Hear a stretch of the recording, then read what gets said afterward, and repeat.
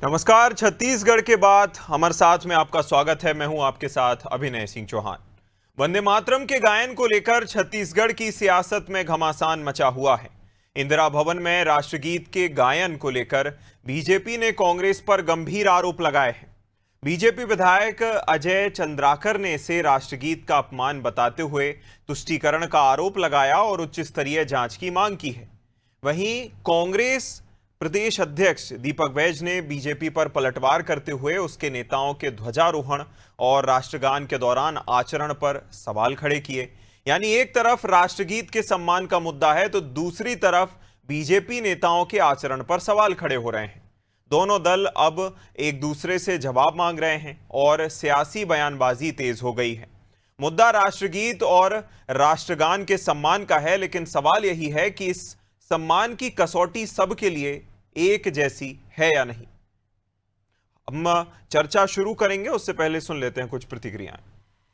अभी 14 अगस्त को जो हमने विभाजन विभीषिका स्मृति दिवस मनाया है वो ऐसी घटनाओं के कारण है कि वंदे मातरम जो राष्ट्र की अस्मिता का गान है, स्वतंत्रता का गान है, देशभक्ति का गान है, राष्ट्र की वंदना का गान है, उसको तुष्टीकरण के लिए ऐसा करना और इसकी उच्च स्तरीय जांच होनी चाहिए, क्योंकि कानून पास हो चुका है कि वंदे मातरम के अपमान पर कार्रवाई हो सकती, सजा हो सकती है। इसकी उच्च स्तरीय जांच होनी चाहिए। और कांग्रेस जो सफाई दे रही कि खड़गे जी के लिए कुर्सी मंगा रहे थे सामान्यता, तो उनको पूरा गान कांग्रेस मुख्यालय में हुआ है सुनाना चाहिए देश की जनता को, यदि कार्रवाई से बचना है तो। जयराम रमेश जी की विश्वसनीयता नहीं। संचार विभाग ने जो वीडियो 15 अगस्त का ट्वीट किया है उससे यह साबित हो गया कि उसका मानसिक स्तर क्या है, इसलिए उसके स्पष्टीकरण की कोई विश्वसनीयता नहीं। अजय चंद्राकर जी, मुझे लगता है कि उनको भी अफीम का नशा ज्यादा हो गया है। दूसरा चीज, क्या आप अपने मुख्यमंत्री को देख लेते परेड ग्राउंड में, पूरी सोशल मीडिया में वायरल है, झंडा फहरा, सब सलामी दे रहे, मुख्यमंत्री चुपचाप खड़े हैं और इधर उधर देख रहे हैं। पीछे के 2 पुलिस अधिकारी जब तक नहीं बोलते तो मुझे नहीं लगता उनका हाथ उठता भी नहीं। तो इसके भी जांच कराएंगे क्या? रायगढ़ में ओपी चौधरी जी मंत्री है, वो झंडा फहराते हैं, झंडा फहराने के साथ तुरंत स्टेज से उतरकर बाहर जाने का प्रयास करते, अधिकारियों ने रोका, वापस आए, जन गण मन शुरू हो गया, राष्ट्रगान शुरू हो गया, वो सलामी तक झंडा का नहीं देते, राष्ट्रगान शुरू हो गया, उसके बाद सलामी देते। इसका भी जांच कराएंगे क्या? बता दे। मतलब इस तरह से ओछी राजनीतिक ये भारतीय जनता पार्टी ही कर सकती है।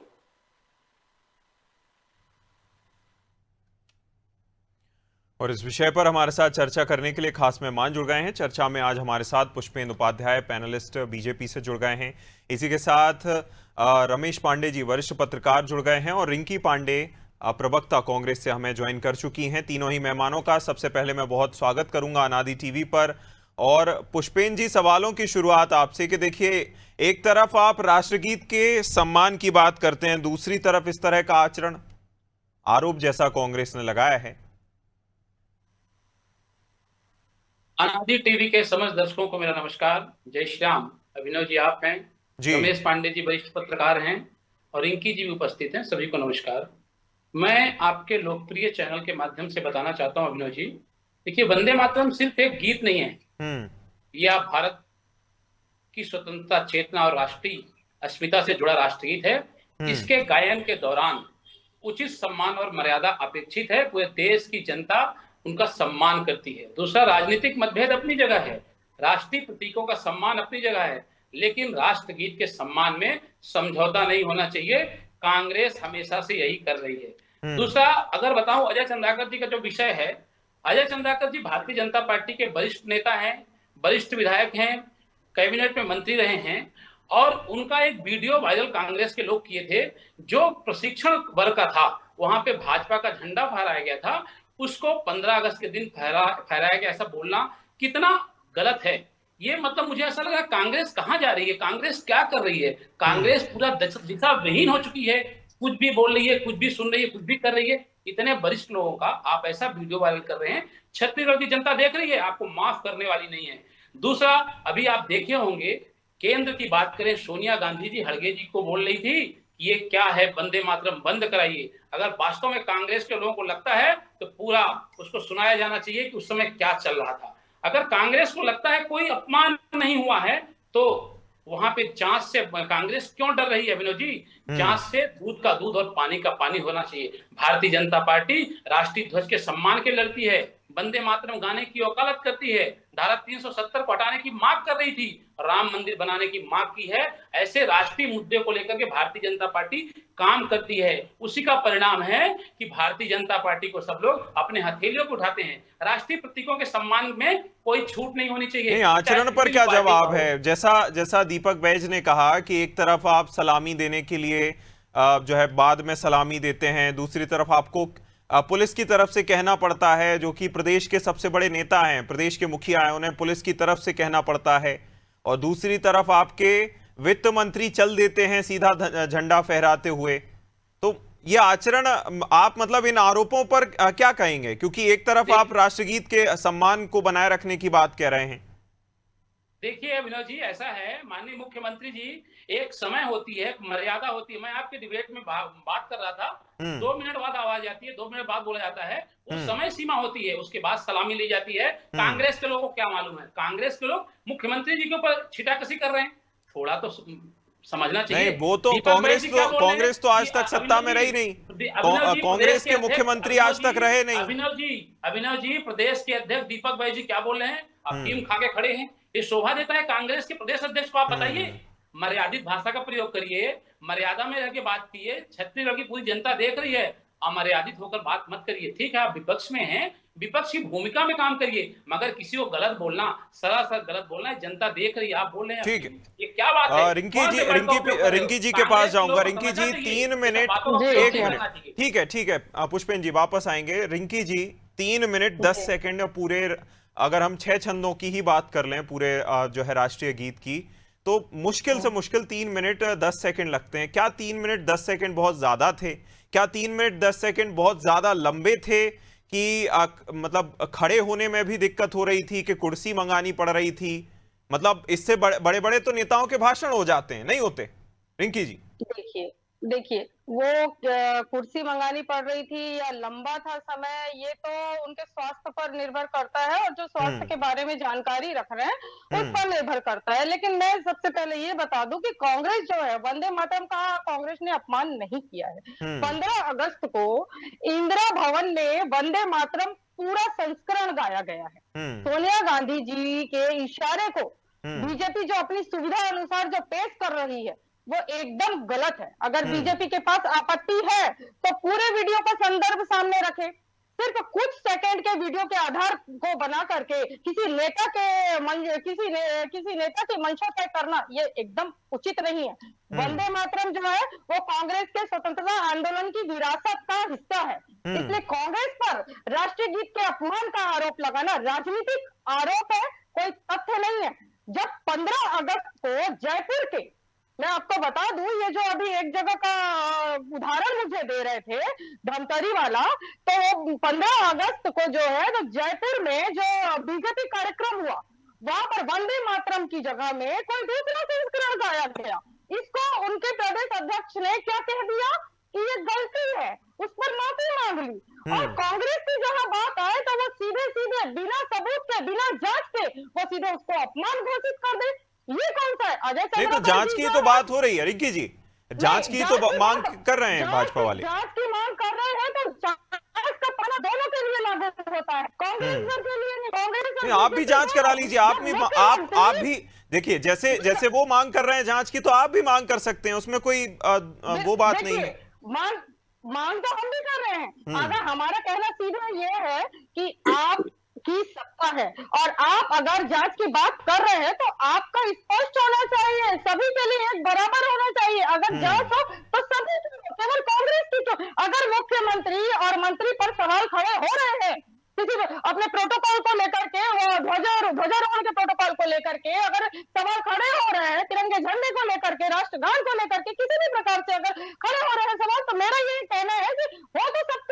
सच हो भाई, वो अलग से नहीं है। और बीजेपी कोई ये देशभक्ति का प्रमाण पत्र बांटने वाली जगह नहीं है। उनका कार्यालय देशभक्ति प्रमाण पत्र बांटने वाला कार्यालय नहीं है जो वो किसी को देशभक्ति का प्रमाण ठीक पत्र है, देगा। नहीं सर्टिफिकेशन तो कोई अब जो है भाजपा से मांग भी नहीं रहा है कि आप किसी को सर्टिफाई कीजिए। ठीक है, रमेश जी मैं आपका रुख करूंगा। देखिए, राष्ट्र सम्मान की बात अब जो है अब इस पर आ गई है। अब सम्मान को लेकर यह कहा जा रहा है कि एक तरफ राष्ट्रगान का सम्मान कोई नहीं कर रहा, एक तरफ राष्ट्रगीत का सम्मान कोई नहीं कर रहा। कैसे आकलन करते हैं रमेश जी?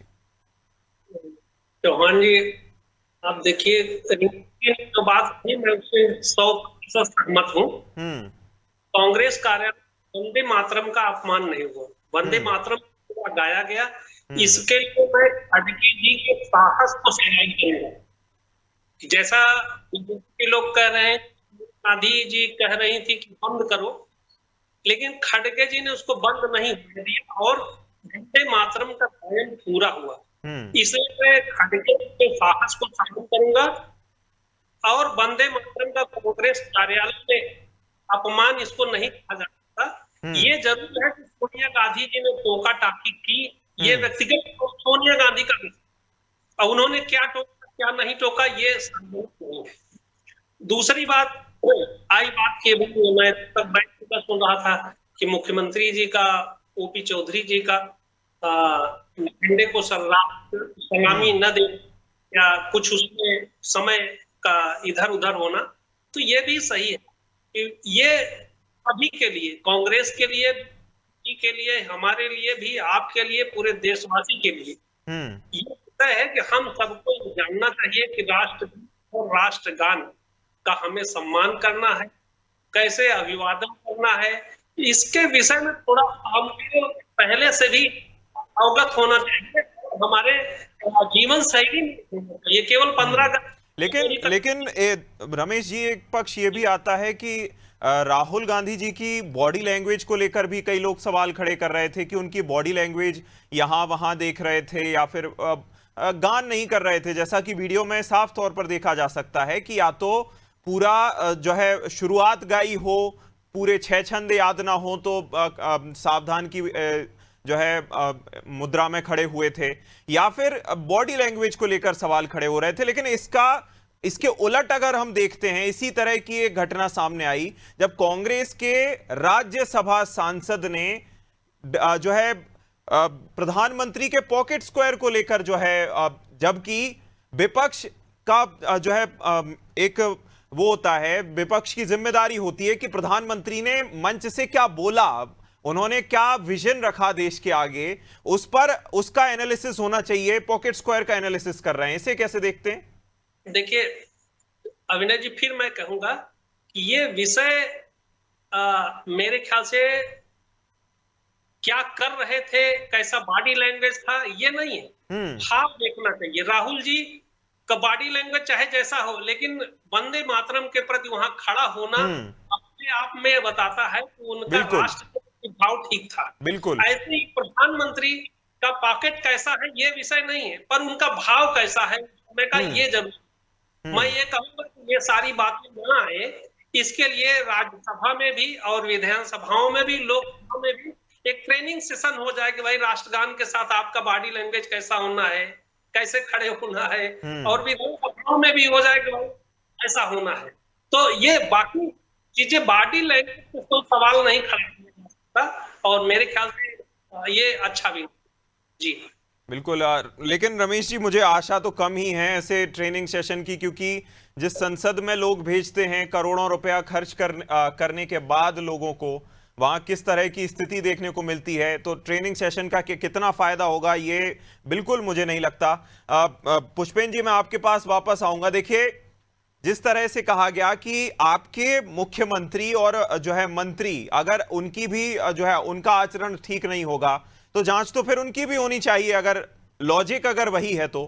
पुष्पेन जी, देखिए अभिनव जी, जहां तक जांच का विषय है मैं अगर बात करूं तो हमेशा कांग्रेस गलत पाई जाती है, हमेशा कांग्रेस गलत रहती है। अच्छा, प्रोबेबिलिटी यहाँ क्या मैथ्स कौन सा फॉर्मूला लगाया है पुष्पेन जी, कौन सा फॉर्मूला लगाया है? मर्यादा खो चुकी है। कांग्रेस के लोग कुछ भी बोल रहे हैं, माननीय मुख्यमंत्री जी के बारे में बोल रहे हैं, माननीय प्रधानमंत्री जी के बारे में बोल रहे हैं। रमेश पांडे जी, पुष्पेन जी फॉर्मूला कौन सा लगाया बताइएगा जरा। क्या था पुष्पेन जी, प्रधानमंत्री जी ने युवाओं के लिए क्या दिया, क्या तोहफा दिया, उसको आप सुनिए। निःशुल्क कोचिंग की घोषणा किए। आज से पहले कौन सी सरकार ने, कौन से प्रधानमंत्री ने ऐसा काम किया? कांग्रेस के प्रवक्ता में तो जरा बता दे।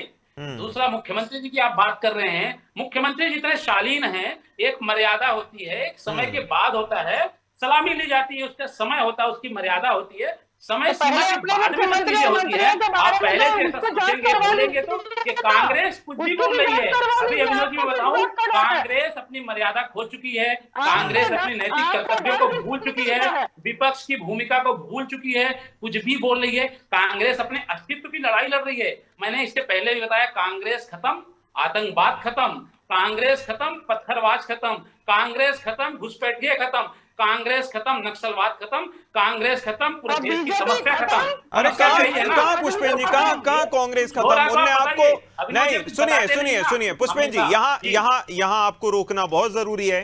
कहाँ आप कांग्रेस खत्म करने की बात कर रहे हैं? आपको काम तो करने नहीं दिया संसद में। आप इतने ज्यादा डरे सहमे से संसद में दिखे कि आप जो बिल लाने वाले थे उन पर चर्चाएं तो छोड़िए, आपने एक छोटे मोटे बिलों को पास कराकर अपनी छाती ठोक ली कि देखिए हमने 12 बिल पास कर लिए, जबकि प्रोडक्टिविटी का जो परसेंटेज था वो कितना ज्यादा रहा वो हमने देखा। अभिनव जी, हाँ अभिनव जी, मैं आपको बता रहा हूं अभिनव जी, भारतीय जनता पार्टी ही एक ऐसी पार्टी है जो देश में ऐतिहासिक फैसले की है, कांग्रेस कभी नहीं कर सकती है। भले ही इससे पहले के 4-5 संसद सेशन, भले ही इसके 4-5 संसद सेशन पूरे वाइप आउट हो गए हो, पूरे वाइप आउट हो गए हो, छोड़ के चले जाते हैं, बिल्कुल विधानसभा छोड़ के चले जाते हैं, कहीं पार्टिसिपेट नहीं करते हैं, कहीं भाग नहीं लेते हैं। तो फिकवा दीजिए, नहीं आपको सत्ता में क्यों बिठाया है?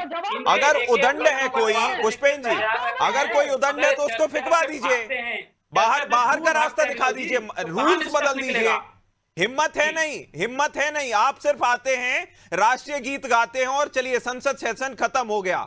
मतलब आप ये सोचिए, एक दिन के 9 से 10 करोड़ खर्च होते हैं उस संसद भवन में, एक दिन के, और वो पैसा आता कहां से है? आप में इतनी हिम्मत नहीं है कि आप जो सांसद उदंडता कर रहा है उस सांसद को बाहर का रास्ता दिखा दें, और डरे हुए सहमे से दिखते हैं, इसीलिए आपको सत्ता में भेजा था जनता ने। देखिए, भारतीय जनता पार्टी की कार्यकर्ता, भारतीय जनता पार्टी की सरकार एक एक बिंदु को लेकर काम करती है, धीरे धीरे करती है, कभी कभी डर जाती है, भारतीय जनता पार्टी कभी डर जाती है, दादागिरी नहीं करती अभिनव जी, पूरे जनता को लेकर चलती है, जनता के साथ चलती है। तभी हमारा नारा है, सबका साथ सबका विकास। हम शालीन हैं, हम शालीन भाषा में भले ही काम ना करने दिया जाए, सबका साथ सबका विकास, बहुत बढ़िया। विधानसभा छोड़ के भाग जाते हैं, लोकसभा छोड़ के भाग जाते हैं, ये कांग्रेस का हमेशा से रवैया रहा है। नहीं, वो पूरी जनता ने देखा पुष्पेन जी, कौन भाग जाता है, कौन किसको भगवा देता है, या कौन किसको आने ही नहीं देता, किस तरह का जो है मंजर था इस 20 दिन के जो है सेशन में, ये सबने देखा। और ये इसको कोई नकार नहीं सकता कि इस बार जितनी ज्यादा सरकार डरी हुई दिखी थी, इससे पहले शायद ही किसी देशवासी ने देखा होगा कि सत्ता इतनी डरी हुई भी हो सकती है। हालांकि देखना होगा आगे आप किस तरह से चीजों को लेते हैं। समय समाप्ति की घोषणा हो चली है, इसलिए मैं आपको शुक्रिया कहूंगा। पुष्पेन जी बहुत शुक्रिया, रिंकी जी बहुत शुक्रिया, और रमेश जी बहुत शुक्रिया आपका हमारे साथ खास कार्यक्रम में शामिल होने के लिए, चर्चा करने के लिए। जिस तरह अपमान और सम्मान को लेकर चर्चा छिड़ी है, अगर आगे देश के रोड मैप को लेकर चर्चा होती, क्या विजन जो है 15 अगस्त पर आगे को लेकर जो है तय किया गया है देश के लिए, उस पर अगर चर्चा होती तो बेहतर होता। हालांकि अपमान सम्मान को लेकर ये जो है बहस छिड़ी रहेगी। आप देखते रहिए अनादि टीवी। नमस्कार।